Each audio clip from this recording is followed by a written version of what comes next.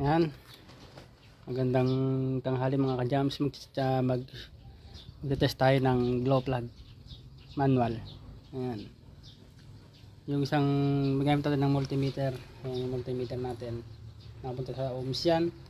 At ito yung isang terminal na nasa negative. Ito. Ngayon, yung isa naman tutusok natin sa mga ito. Dito natin dito. Kita ba natin, tutusok natin dito. Yan. Tapos ito, meron siyang 0.9 ohms.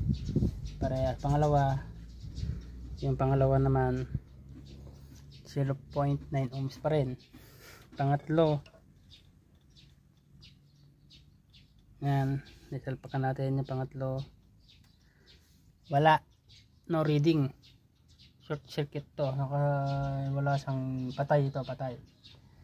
Sa pangapat,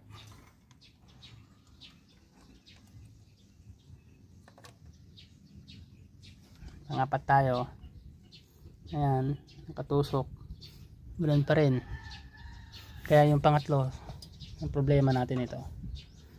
May problema tong sa pangatlo. Wala reading.